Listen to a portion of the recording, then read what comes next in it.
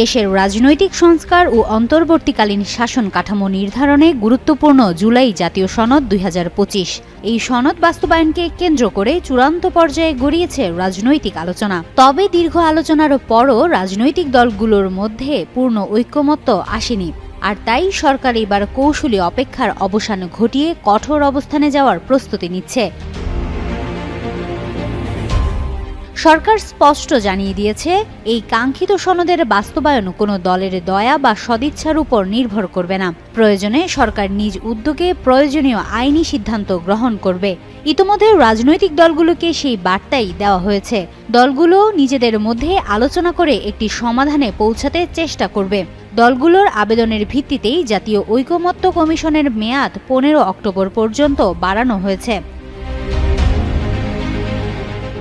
গেল ২০ মার্চ থেকে ১৪ সেপ্টেম্বর পর্যন্ত ৩৫টি দলের সঙ্গে প্রায় ৭০টি বৈঠকের মাধ্যমে যে সনদ তৈরি হয়েছে তাতে ৮৪টি ধারা অন্তর্ভুক্ত করা হয়েছে। এর মধ্যে অনেক সিদ্ধান্ত নির্বাহী আদেশ বা অধ্যাদেশের মাধ্যমে কার্যকর করা সম্ভব হলেও প্রায় ৩৪টি ধারার জন্য সংবিধান সংশোধনের প্রয়োজন হবে। সনদে যারা স্বাক্ষর করবেন রাজনৈতিক দলগুলোর সেই প্রতিনিধিদের নাম চেয়েছে কমিশন। গত ১৩ সেপ্টেম্বরের মধ্যে প্রত্যেক দলকে ২ জন প্রতিনিধির নাম পাঠাতে বলা হয়েছিল, কিন্তু বাংলাদেশ জামায়াতে ইসলামী, জাতীয় নাগরিক পার্টি এবং ইসলামী আন্দোলন বাংলাদেশ সহ অনেকগুলো দল প্রতিনিধির নাম পাঠায়নি। সংশ্লিষ্ট সূত্রগুলো বলছে, সরকার আর আলোচনার নামে সময় ক্ষেপণ করতে রাজি নয়, কারণ নভেম্বরের মধ্যেই সংস্কার প্রক্রিয়া শেষ করতে চায় তারা।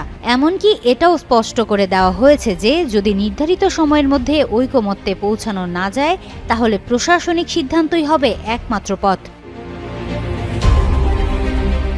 সর্বশেষ রোববারে বৈঠকে প্রধান উপদেষ্টা ডক্টর মোহাম্মদ ইউনূস স্পষ্ট করে বলেন, রাজনৈতিক দলগুলোকে নিজেদের স্বার্থে নয় বাংলাদেশের স্বার্থে দেখতে হবে।